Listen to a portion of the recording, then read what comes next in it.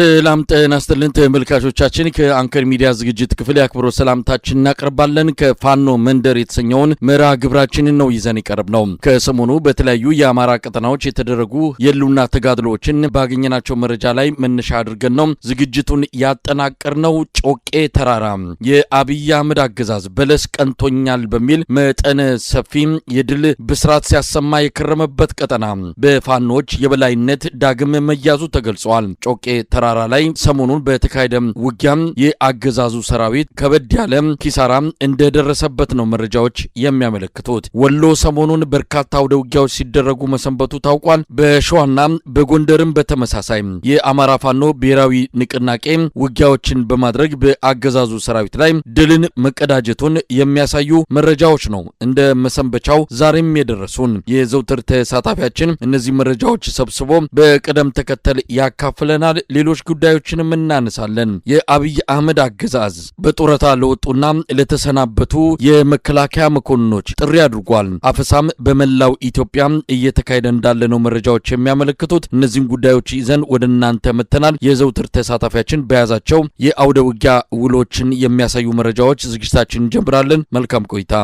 አመሰግናለሁ መሳይ። እንግዲህ በጎጃም በጣም ዛሬ ታላቅ ድል ነው የተገኘው። እነ ጀነራል መሐመድ ተሰማ የተማመኑበትን ጦር በጮቄ ተራራ አቅራቢያ በሚገኙ አካባቢዎች ላይ በርካታ ጦሩን አሰማርቶ ነበር። በተደረገው ውጊያ ብዛት ያለው የአገዛዝ ጦር ከነትጥቁ ለፋኖ እጅ መስጠቱንና በርካታው ኃይሉ እንደተመታበት ነው መረጃዎች እያመላክቱ የሚገኙት። የብልጽግና ከፍተኛ ጦር መመታቱን አስመልክቶ የብልጽግና የእብሪት ጎማ ጮቄ ላይ ተንፍሰዋል በማለት በውጊያው የተሳተፉ የፋኖ አመራሮች የገለጹ ነው። እንግዲህ በምስራቅ ጎጃም የፋኖ ጠንካራ ይዞታ ነው በሚል የጮቄን ሰንሰለታማ ተራራ ለመቆጣጠር 6 ክፍለ ጦሮችንና 1 ሜካናይዝድ ኃይል ጋር በማቀናጀት ዋበር በሚባል የጮቄ ወረዳ ዋና ከተማ ዋበር ገብቶ የነበረው የአገዛዝ ጦር ደባይ፣ ጥላት፣ ሴዴና ስናን ወረዳዎችን በዙሪያው የሚገኙ ወረዳዎችን ለማጠቃለልና ለመቆጣጠር ዘመቻ አድርጎ ነበር።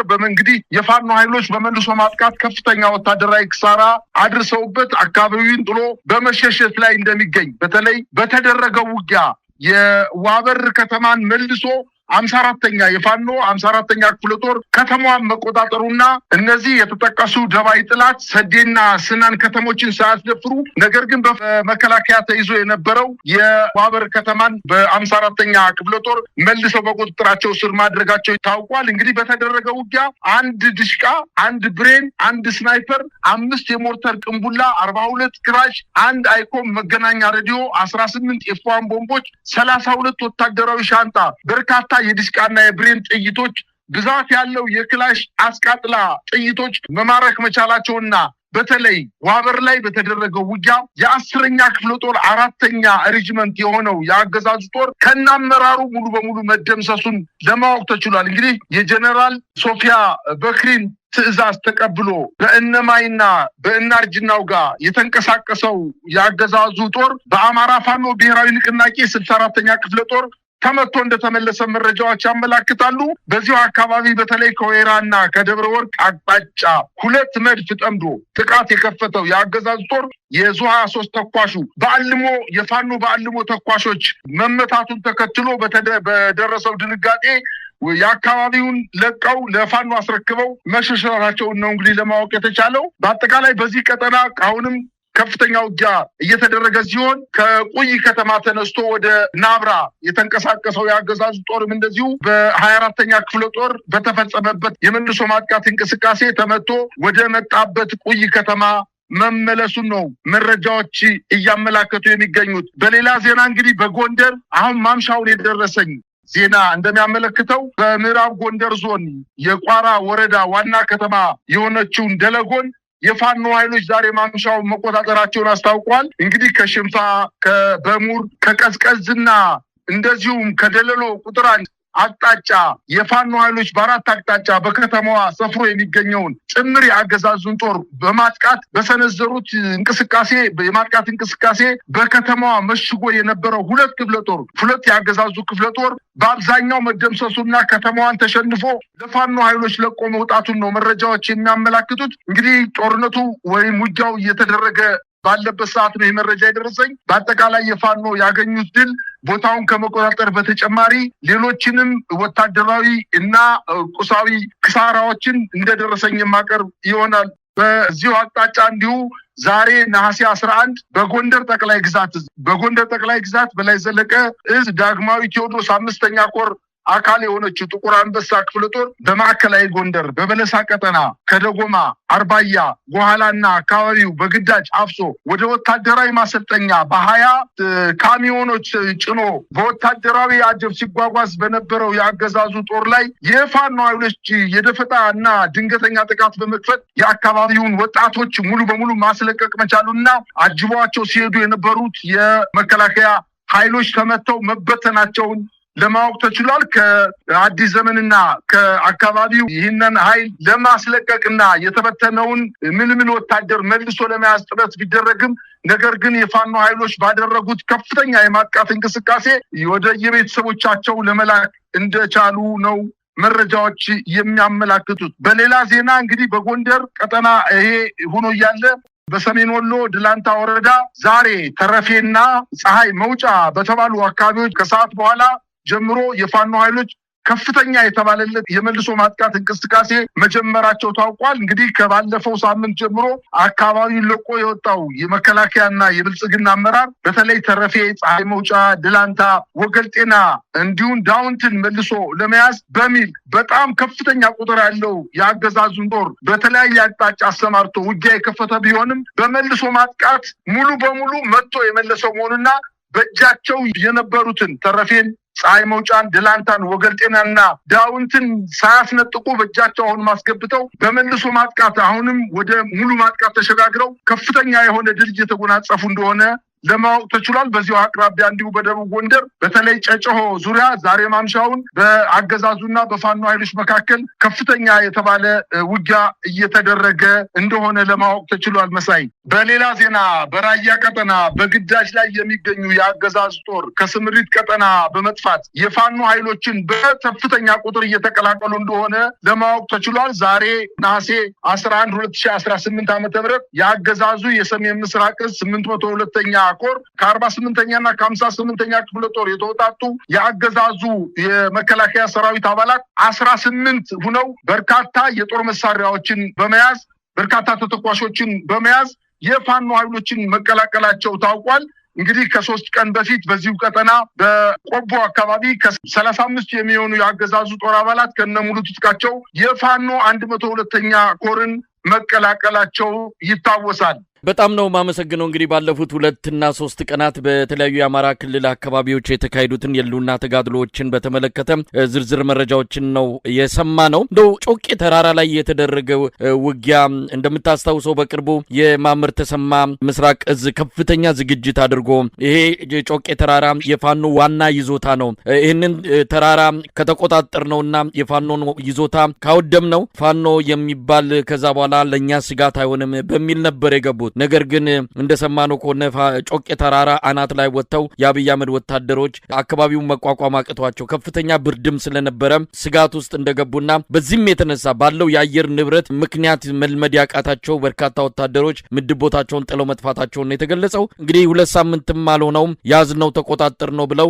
በሜካናይዝድ ኃይል ታግዘው ውጊያ ያደረጉበትና ተራራ ሲደበድቡ ከርመው በመጨረሻም ተቆጣጠርን ያሉትን የጮቄ ተራራ ዳግም የለቀቁ የመምጣታቸው ሁኔታ አንድም ከአየር ንብረት ጋር በተያዘ በሌላ በኩል ደግሞ ፋኖ ሰሞኑን በከፍተኛ ሁኔታ በመልሶ ማጥቃት እርምጃ በመውሰዱ ነው። ይህን ጨምሮ እንደው አጠቃላይ አገዛዙ ያቅዳል፣ ይሄዳል፣ ብዙ ነገሮችን ያደርጋል። ነገር ግን ተመልሶ ደግሞ ቦታውን በመልሶ ማጥቃት አስረክቦ ወደ ምድብ ቦታው ወይም ወደ መጣበት ይመለሳል። እስቲ ይህን ጨምሮ በሰሞኑ የአማራ ክልል ውጊያዎች አገዛዙ ብዙ ነገሮችን እያጣ ነው። እንደተለመደው ሰራዊቱን እያጣ ነው። በውጊያም በመሸሽም በአካባቢው ባለው ሁኔታ ተማረው የሚጠፉ ወታደሮች ቁጥር በመብዛትም በአጠቃላይ የአብይ አህመድ ሰራዊት ከፍተኛ ችግር ውስጥ እንዳለ ነው የሚሰማው። መሳይ፣ ከመጀመሪያው የጮቄ ሰንሰለታማ ተራራ ውጊያ የሚሆን ቦታ አይደለም። በዛ አካባቢ የተወለዱ እና አሁን በፋኖ ተጠርንፈው እየተዋጉ ያሉ ወጣቶች ያንን አካባቢ አየር ስለለመዱት ያንን አካባቢ ከመከላከያ በ6 ክፍለ ጦርና 1 ሜካናይዝድ ጦር ታጅቦ ሲመጣ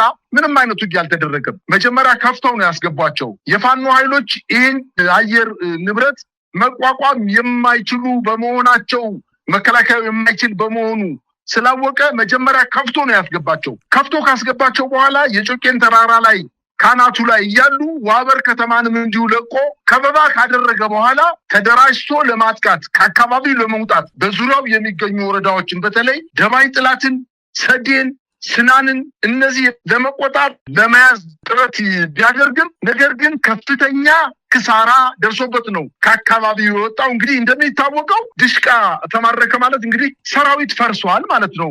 ስናይፐር፣ ሞርተር፣ ብሬን እና በርካታ የመገናኛ ሬዲዮኖች በርካታ ሰራዊት በምርኮ የተገኘበት ወታደራዊ ድል እንደሆነ ነው የፋኖ የመረጃ ምንጮቻችን አካባቢ የመረጃ ምንጮቻችን እየነገሩን ያሉት። በአጠቃላይ በዚህ አካባቢ የተደረገው ጦርነት እጅግ በጣም ወታደራዊ ጥበብ የተሞላበትና በስልት የተደረገ ሆን ተብሎ ከፍቶ በማስገባት በኋላ በመፈጸም ጥቃት የተሰነዘረበት እንደሆነ ነው መረጃዎች የሚያመላክቱት። በዚህ በተጨማሪ እንግዲህ ይህንን ኃይል ከተመታ በኋላም እንደዚሁ በሁለቱና በሶስት ወረዳዎች በአካባቢ በሚገኙ 2 እና 3 ወረዳዎች ላይ በተለይ ደግሞ ከደብረ ወርቅና ብቸና አቅራቢያ ወይራ ተብሎ ከሚጠቀሰው አካባቢ መድፎችንና ዙ 23ቶችን ይዞ እነዚህን ቀጠናዎች ለማጠናከር የተንቀሳቀሰው ኃይል የዙ 23 ተኳሾቹ እንዲሁም የስናይፐርና የብሬን ተኳሾችን አልሞ በመምታት የሰራዊቱን ጥንካሬና ሞራል የመዋጋት ሞራል የሚገድል ድርጊት በመፈጸሙ ሰራዊቱ በሙሉ ወኔው ሳይዋጋ እንዲሁ ተበትኖ ወደ መጣበት እንደተመለሰ ነው እየተመለከትን ያለ ነው። በአጠቃላይ ይሄ ቀጠና እንግዲህ ከቁይ ከተማ ተነስቶ አሁንም ወደ ናብራ ወደ ተባለችው ወደ ስናን ወረዳ ከተማ ናብራ ጉዞ ያደረገው ያገዛዝ ጦር ገና ከጉዞው 1 ሰዓት እንኳን ጉዞ ሳያደርግ በቆረጣና በተለያዩ የስልታዊ የማጥቃት እንቅስቃሴ ተመቶ የተመለሰ መሆኑና በጎጃም በተለይ በምስራቅ ጎጃም አገዛዙ ሲፈነጭበት የነበረው ጮቄን ተቆጣጠርን ከእንግዲህ በኋላ በዚህ አካባቢ የሚገኝ ፋኖ የለም እያለ በተናገረበት ምላሱ ዛሬ ያንን አካባቢ ሙሉ በሙሉ ተነጥቆ የሄደ መሆኑን መጀመሪያም የመከላከያ ሰራዊቱ ጮቄን ሲቆጣጠር ታስታውስ ከሆነ 54ኛ ክፍለ ጦር በዙሪያው ለ6 ወራት የኮማንዶስ ምልምል ወታደሮችን አሰልጥኖ ጮቄን ያዝንበት ባለበት ሰዓት የፋኖ ኃይሎች ግን በደመቀ ስነ ስርዓት እዛው ጮቄ ተራራ ግርጌ በርካታ ጦር ያስመረቁበት ሁኔታ ነው ያለው። ስለዚህ አገዛዙ ከሚዲያ ፕሮፓጋንዳ ወይም ከምላስ በስተቀር የቀረው ጉልበት እንደሌለ ነው ይሄ የሚያሳየው። በሌላ ዜና አሁን የፋኖ ኃይሎች በተለያየ አቅጣጫ ሰፋ ያለ እጅግ በጣም ጠንከር ያለ ጦርነት እየከፈቱበት ነው የሚገኙት። ከዚህ በፊት የመከላከያ ኃይሉ በተለያየ አቅጣጫ የማጥቃት እንቅስቃሴ ያደርግ ነበረ። በተለይ ከትናንትና ጀምሮ በደቡብና ሰሜን ወሎ አዋሳኝ ወረዳዎች ላይ እየተደረገ ባለው ጦርነት እንዲሁም ወደ ደቡብ ጎንደር ጨጨሆ አካባቢ እየተደረገ ያለው ጦርነት የፋኖ ኃይሎች ይዞታቸውን ላለማስለቀቅ ብቻ ሳይሆን በመከላከያ ተይዘው የነበሩ ከተሞችን በማስለቀቅ ላይ እንደሚገኙ ነው መረጃዎች እያመላከቱ የሚገኙት። በሰሜን ወሎም እንደዚሁ ገና ጦርነት ሙሉ በሙሉ ከመከፈቱ በፊት እየተደረገ ያለው ነገር ምንድነው? ሰራዊቱ ከጥርነፋ እየወጣ እጅግ በጣም በበርካታ ቁጥር እና በበርካታ መሳሪያ የታጀበ የመከላከያ ሰራዊት ለፋኖ ኃይሎች እጁን እየሰጠ እንደሚገኝ ነው መረጃዎች የሚያመላክቱት። አሁን ደግሞ የሰሜን ምዕራብ ኢትዮጵያ ስትራቴጂክ ከተማ የምትባለው የደለጎ ወይም የቋራ ወረዳ ዋና ከተማ ደለጎ በፋኖ ቁጥጥር ስር በዛሬው ዕለት ገብታለች። ይሄንን እንግዲህ ለሻውራ፣ ለደልጊ፣ ሌሎችም ደንገልበር ለሚባሉ ከተሞች፣ አጸደ ማርያም ለሚባሉ ከተሞችና ለምዕራብ ጎጃሙ ለዳንግላና ላቸፈር ወረዳዎች እጅግ በጣም የሚያሰጋ መሆኑንና በቅርብ ርቀት የሚገኙ ከተሞች ከእንግዲህ በኋላ በተወሰነ ቀናት ወደ መሀል አስፋልት እየተጠጉ ማጥቃት እንቅስቃሴያቸውን አስፍተው እንደሚቀጥሉ የሚያሳይ ምልክት እየተመለከትን ነው ማለት እችላለሁ። መሳይ እንግዲህ ይሄ አጠቃላይ ሁኔታው የሚያሳያቸው በርካታ ነገሮች አሉ። መጪው ጊዜ በተለይም የትብብሩ ኃይል በጋራ ግንባር ፈጥረው አብይ አህመድ አገዛዝን በየአቅጣጫው ጥቃት መሰንዘር ሲጀምሩ ነገሮች የሚገለበጡበትና ምናልባትም የኢትዮጵያ አጠቃላይ ሁኔታ እነዚህን አውደ ግንባሮችና አውደ ውጊያዎች ተከትሎ አዲስ ነገር ሊታይ እንደሚችል ነው ከወዲሁ የተገለጸ የሚገኘው። አርበኛ ዘመነ ካሴ የአፋብን ሊቀመንበር ለአንድ የውጭ ጋዜጣ እንደገለጸውም ፋኖ አንድነት አንድነቱን አጠናክሯል። ከሌሎች ኃይሎች ጋርም እንደዚሁ በትብብር በመስራት የኢትዮጵያ ህዝብን ነጻ ለማውጣት መዘጋጀቱን የጠቀሰበትን ቃለ መጠይቅ እንደዚሁ አይተናል። የፋኖ ግዛት ወይም የፋኖ መንግስት በሚልም እንደዚሁ አንድ ጽሁፍም በዓለም አቀፍ ሚዲያ ላይ ወጥቷል። ፋኖ በዓለም አቀፍ ሚዲያዎች ላይ የዜና ርዕስ የፕሮግራም እንደዚሁም የአጀንዳ ሆኖ የመጣበት ሁኔታ ከምንም በላይ ጥንካሬውንና እያደገ መምጣቱን የሚያመላክት ነው። ከዚህ አንጻር እንደው ምን ማለት ይቻላል? የትብብሩ ኃይል የሚመጣ ከሆነ ነገሮች መቀየራቸው አይቀርም። ከወዲሁ አብይ አህመድም ለዚህ ዝግጅት እያደረገ ነው። እንደው እዚህ ላይ ምን ማለት ይቻላል? መሳይ የአማራ ፋኖ ብሔራዊ ንቅናቄ ትልቁን ስራ የሰራው ከሌሎች ጋር ድርጅቶች ጋር ህብረት መፍጠርን አይደለም። በመጀመሪያ ደረጃ በአማራ ክልል በአራቱም ግዛቶች ተከፋፍሎ የነበረው ኃይል በጣም በከፍተኛ ብልሃትና ስልት በከፍተኛ የሀገር ስሜት ለህዝብ እሳቤነት ቅድሚያ በመስጠት እያንዳንዱን ሻለቃ፣ ሻምበል፣ ሌሎችንም ኮሮች እና እንዲሁም የክፍለ ጦር አመራሮች ጋር በመገናኘት ለረጅም ጊዜ ውይይትና ክርክር ከተደረገ በኋላ ወደ አንድ እዝ መምጣቱ በተለይ ደግሞ ወደ አንድ ወታደራዊ የእዝ ጠገገት መምጣቱ የአገዛዙ ጦር ክፉኛ እንዳስደነገጠው ይታወቃል። አሁን ደግሞ ሁለተኛ ስቴፑ ከቀጠናው አገዛዙን ለመጣል ከቀጠናው ኃይሎች መሳሪያ አንስተው የአብይ አህመድን አገዛዝ ለመጣል መሳሪያ ወይም ነፍጥ አንስተው ከሚታገሉ ኃይሎች ጋር ረጅም ርቀት ተጉዘው አፋር በረሃ ድረስ በመሄድ ከትግራይ በረሃ ድረስ በመሄድ ከቤንሻንጉል በረሃ ድረስ በመሄድ ከሌሎችም የሶማሌ አጋሮች ጋር በመነጋገር ስርዓቱን ለመጣልና ይህ ስርዓት ሲወድቅ ይቺ ሀገር እንዳትበተን ለማድረግ ባለቤት አልባ ሁና የመሳፍንት ዘመን ተመልሶ እንዳይመጣ ለማድረግ በመንግስት ቁመና እንድትተዳደር ለማድረግ ከፍተኛውን ኃላፊነትና ድርሻ በመወጣት የአማራ ፋኖ ብሔራዊ ንቅናቄ ትልቁን ስራ ሰርቷል ማለት ይችላለሁ። ከእንግዲህ በኋላ እውነት ለመናገር እዳው ገብስ ነው ማለት ነው የሚቻለው።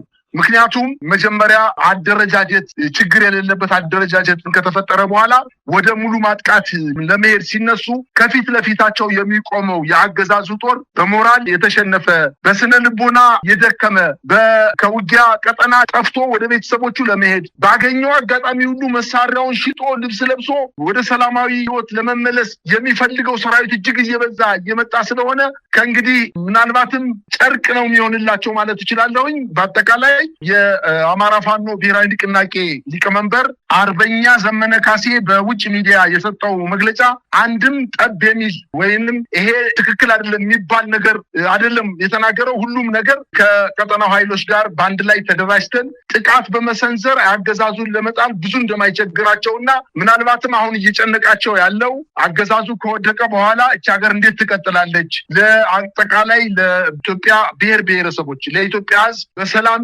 የመኖር እና ተባብረው ሀገሪቱን እንዴት ማሳደግ እንዳለባቸው ሰላም እንዴት ማምጣት እንዳለባቸው ተነጋግረው የጨረሱ ስለሆነ ከእንግዲህ በኋላ ብዙ የሚከብድ ነገር አለ ማለት አይቻልም። በዚህ አጋጣሚ የአገዛዙ አመራሮች ከፍተኛ ድንጋጤ ውስጥ እንደገቡና እንደጨነቃቸው የመከላከያ ሰራዊቱን በግዳጅ አብሰው በመከላከያ የጦር ካምፕ 2-3 ወራት እያሰለጠኑ አዳዲስ እና ለውጊያ ብቁ ያልሆኑ በስልጠናም በእድሜም በተሞክሮም ምንም እውቀት የሌላቸውን የድሃ ልጆችን ወደ ጦር ግንባር በመውሰድ ከፍተኛ የሆነ ክሳራ ስለደረሰበት አሁን ከወታደራዊ አቅም በዘለለ የክልሉን የፖሊስ ኮሚሽነሮች ወታደራዊ ማዕረግ ያላቸውን ከፍተኛ ወታደራዊ ማዕረግ ያላቸውን ጀነራሎች በመሾም የክልሎችን ሰላም ለማስጠበቅ ኃላፊነት የተሰጣቸውን ፖሊሶች ወደ ወታደራዊ ቀጠና በማስገባት ከመከላከያ ጋር በጋራ የፋኖን ሌሎችንም ነፍጥ አንግበው የሚታገሉ ኃይሎችን ለማስወገድ ጥረት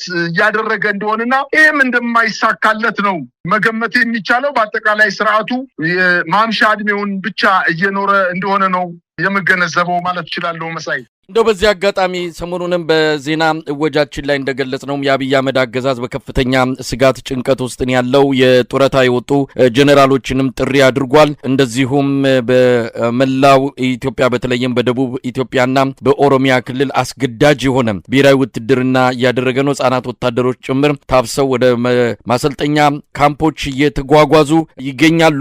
አገዛዙ በአጠቃላይ ወደፊት የሚመጣውን ጦርነት በቀላሉ የሚሻገረው አይደለም፣ መመከት የሚያስችል ቁመና ያለው መከላከያ ሰራዊት የለም የሚለውን ግምገማ ውስጥ ለውስጥ እንዳደረጉም ነው የሚሰማውና መጪው ጊዜ ለብልጽግና ጥሩ አይመስልም። ከወዲሁ የአብይ አህመድ አገዛዝ ወደ ደብረ ዘይት አካባቢ ብዙ ብልጽግና ጭንቅ ሲገጥመው ችግር ሲገጥመው ደብረ ዘይት አካባቢ ጊዜያዊ መኖሪያ ቤቱን እንደሚያደርግ ይታመናል።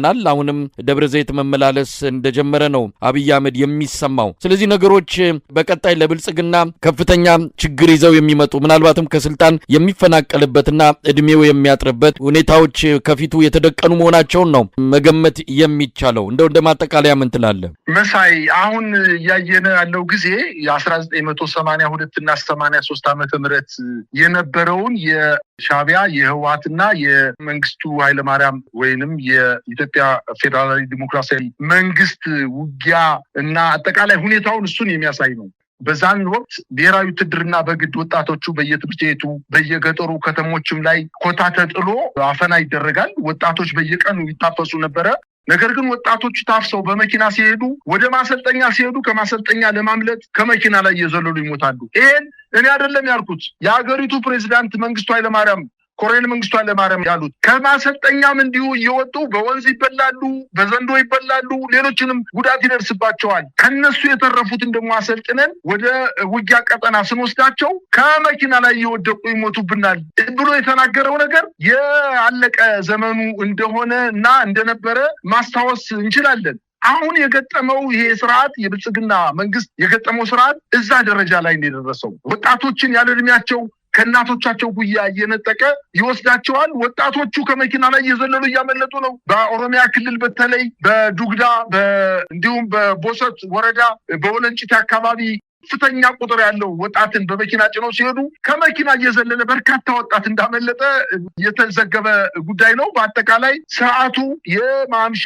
እድሜው ስለደረሰ የተቻለውን ያክል እየተፈራገጠ እንደሆነ ነው መረጃዎች የሚያመላክቱት። ግን መጨረሻ ላይ ተፈራግጦ የመጨረሻ ነፍሱ የምትወጣበት ጊዜ የደረሰ መሆኑን ስላወቀም የትም ሊያመልጥ አይችልም። ተነግሮታል፣ ተለምኗል። ተመለስ፣ በእርቅና በውይይት የሀገሪቱ ችግር ይፈታ፣ በሽግግር ሂደት የሀገሪቱ ችግር ይፈታ ሲባል እኔ አሻግራቸዋለሁ፣ ከኔ ውጭ ሌላ አሻጋሪ የለም፣ እኔ ንጉስ ነኝ፣ የኢትዮጵያን ችግር ምፈታው እኔ ነኝ ብሎ ሌሎችን በመግፋት ወደ ጫካ እንዲገቡ አድርጓቸዋል።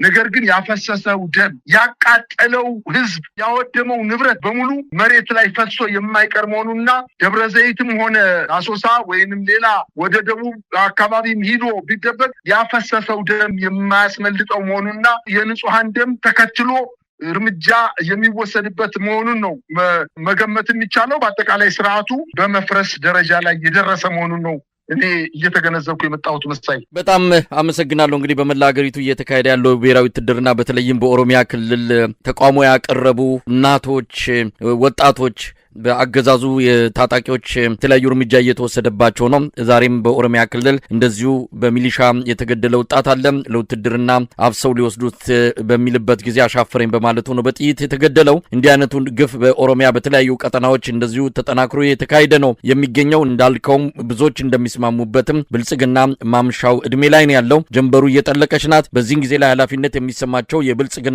ባለስልጣናት ወደፊት መጥተው ሀገር በማዳኑ ታሪካዊ ኃላፊነት ላይ ሚናቸውን እንዲወጡ ይጠበቃል። ጥሪ የተደረገላቸው ነው። ይሄ ጥሪ ወደ ጎን ትተው በጀመሩት መንገድ የሚቀጥሉ ከሆነ ግን ከመጣው የህዝብ ማዕበል ከመጣው አጠቃላይ የኢትዮጵያ ህዝብ የለውጥ ፍላጎት እና አብዮት ንቅናቄ ተጠራርገው አብረው በታሪክ ውስጥ ምንጊዜም ሲጠየቁ ለፍርድም እንዲቀርቡ የሚደረግበት ሁኔታ የሚመጣ መሆኑን ሊያውቁት ይገባል። ለማንኛውም ለነበረን ቆይታ ከልብ አመሰግናለሁ። መልካም ቀን።